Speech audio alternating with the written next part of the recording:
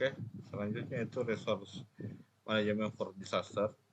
Jadi resource management of disaster ini kita berbicara mengenai apa-apa yang dibutuhkan pada saat bencana, ya. Mungkin ini tadi berkorelasi, kurang lebih berkorelasi dengan beberapa tadi materi yang kita yang saya jelaskan. Jadi sangat penting kita memahami bahwa disaster itu terjadi karena apanya, ya, hazardnya itu apa, kemudian eventnya, impactnya, ya. Kemudian hazardnya itu penyebabnya, ya, apa yang disebabkan, kemudian dari penyebab itu apa yang terjadi, kemudian ada apa dampaknya, ya. Dampaknya itu nanti ada bisa karena insiden atau disaster itu sendiri. Jadi ini beberapa contoh kemarin terjadinya tsunami di Aceh, ya. Ini banyak korban. Jadi kalau kita mau melihat ini misalnya apa normalnya tentu tidak bisa ini dikuburkan. Misalnya Tapi Pak, mikrofonnya di nonaktifkan dulu. Ya, ya jadi jadi ini tadi, ya, jadi selain kembali bahwa sebelum kita memahami ini apa yang menjadi resource manajemen atau kebutuhan manajemen atau kebutuhan manajemen pada saat disaster, kita memahami apa hazardnya, apa penyebabnya, kemudian dari penyebab itu eventnya apa, ya. Dari penyebab itu apa yang ditimbulkan, kemudian apa dampaknya. Tentu ini akan menimbulkan insiden atau disaster itu sendiri. Jadi ini salah satu contoh misalnya kejadian tsunami di Aceh, ya. Kita lihat ini banyaknya korbannya. Jadi kalau kita berbicara mengenai normality misalnya kejadian pemakaman ini tentu membutuhkan waktu yang lama, ya. Bagaimana banyaknya korban, ya. Ini kalau kita lihat ini sementara mau dikuburkan, ya.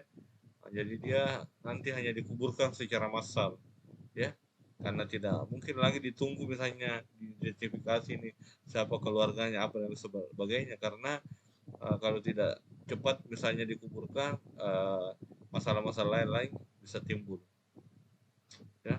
Ini kurang lebih seperti ini kejadiannya, ya. Terjadinya bencana, ya. Kemudian resort itu apa yang dibutuhkan. Pertama itu manusianya, ya. Kemudian ada materialnya. Materialnya yang dimaksud di sini tentu apa yang dibutuhkan pada aspek materi. Contoh misalnya ada tempat pengungsiannya, ada fasilitas sarana prasarananya dan sebagainya. Kemudian tentu ada uangnya, ya, atau dananya, dana untuk penanggulangan ini untuk memenuhi kebutuhan uh, dari keseluruhan korban bencana. Kemudian ada teknologinya. Teknologi yang dimaksud di sini adalah apa yang digunakan untuk entah itu memudahkan informasi, memudahkan pelayanan, ataupun mungkin memudahkan hal-hal yang terkait dengan masalah yang ada pada korban, ya. Mulai dari misalnya apa yang dilakukan misalnya korban ketika ada masalah darurat di posko pengungsian misalnya dan sebagainya. Kemudian perlu ada informasi satu sumber, ya. Jadi karena kadang kalau informasi itu harus sifatnya update, ya, update. Kenapa saya katakan harus update? Karena kadang informasi itu kalau misalnya dia berpindah dari informasi asal informasi satu ke misalnya kedua, misalnya ada perubahan informasi yang signifikan, sehingga informasi itu betul-betul akurat dan infonya didapatkan misalnya dari mana, sehingga pada saat bencana misalnya ini bisa nanti kita buat misalnya semacam papan, ya, atau papan pengumuman, atau misalnya kita buat flyer, atau misalnya kita buat apalagi namanya videotron dan sebagainya. Ini bentuk contoh ya, misalnya mereka melakukan rapat. Jadi karena tsunami di Aceh itu apalagi namanya sifatnya skalanya besar, jadi kalau kita melihat di sini ada banyak orang, bukan hanya orang Indonesia, ya, ada orang dari luar negeri. Dan dari luar negeri pun itu berbeda-beda negara kalau kita misalnya kita lihat, ya. Jadi kegiatannya kurang lebih seperti itu ya. Nah, jadi kemarin kami daftarkan informasi ini karena apa kami dapatkan dari langsung ketua timnya ya. Kebetulan ketua tim kemarin itu yang bencana di Aceh itu adalah guru kami Prof. Prof. Idrus Patulus yang mantan rektor Universitas Hasanuddin ya. Jadi mereka kemarin memberikan apalagi namanya edukasi kami terkait mengenai ini. Jadi ini dokumentasi yang beliau punya ya pada saat terjadi beberapa diskusi ataupun mungkin foto-foto korban ya. Jadi resort apa yang dibutuhkan? Jadi kita berbicara mengenai how to provide, how to keep atau maintain ya, apa hal yang utama yang dibutuhkan ya. Kemudian how to distribusi, bagaimana mendistribusikannya ya. Jadi kalau ada misalnya bantuan itu bagaimana caranya mendistribusikan ya, ini penting.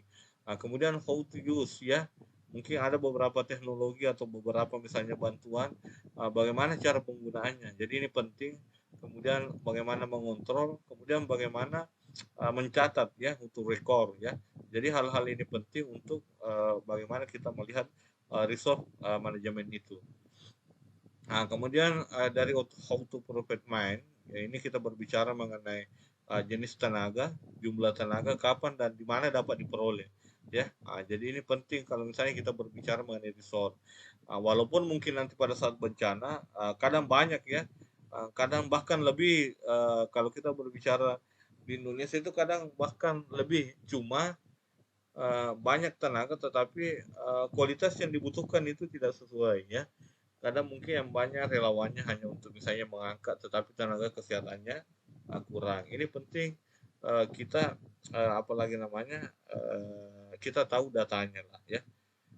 Kemudian resource manajemen itu sendiri adalah mencegah hazard, mengakibatkan suatu kejadian, menghindari kejadian, membendung paparan dari kejadian, merespon dampak kejadian baik pada saat bencana ataupun pasca bencana.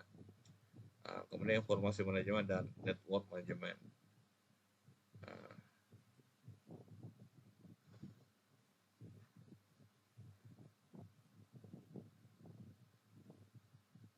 Ya, jadi ini misalnya hazard identification, informasi, kemudian ada misalnya bantuan bili-bili, angin, listrik, kompor, dan pabrik.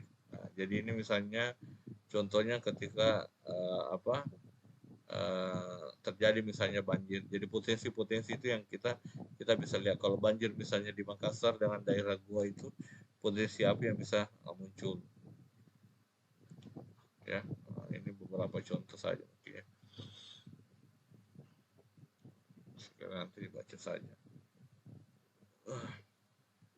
Ini mungkin salah satu bentuk ya, contoh apalagi namanya mitigasi ya. Jadi mitigasi bangunan ya, ini contoh mitigasi bangunan. Jadi ada rumah mereka buat tanggul. Jadi kondisi seperti rumah ini mereka sudah siap terjadinya bencana.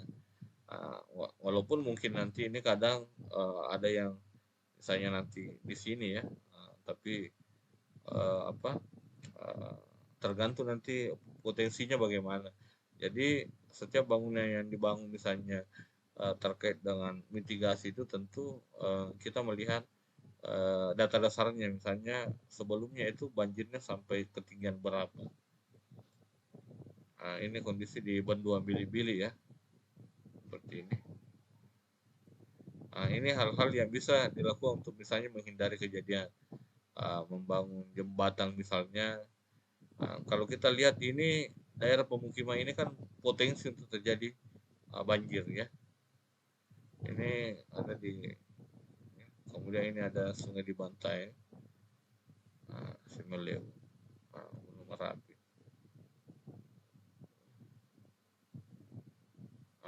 Kemudian untuk merespon dampak kejadian bencana, sangat penting bagaimana kita mengetahui jenis-jenis bencana itu sendiri ya.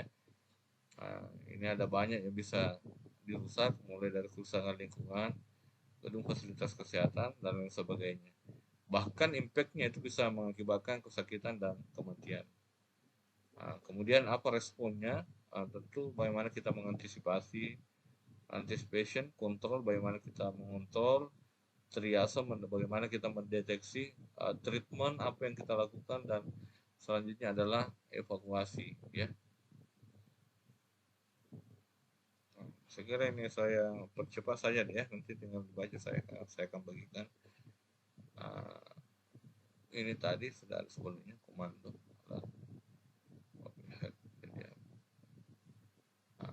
Kemudian ini yang penting juga ya, networking and informasi manajemen. Jadi resource-nya itu personal, dari individunya, equipment, jumlahnya, kemudian finansial, informasi dan hambatan, time dan teknologi. Jadi sangat memungkinkan bagaimana nanti kita menjalin network information. Karena ini penting, kenapa? Karena kadang kalau bencana itu kan di luar dari kebiasaan, sehingga biasanya fasilitas layanan kesehatan itu biasanya tidak mencakup daerah tersebut, sehingga membutuhkan apalagi bantuan dari entah itu luar kabupaten atau luar provinsi, sehingga network itu perlu dijaga untuk apalagi mendapatkan bantuan di luar dari area bencana. Ya, saya kira itu mungkin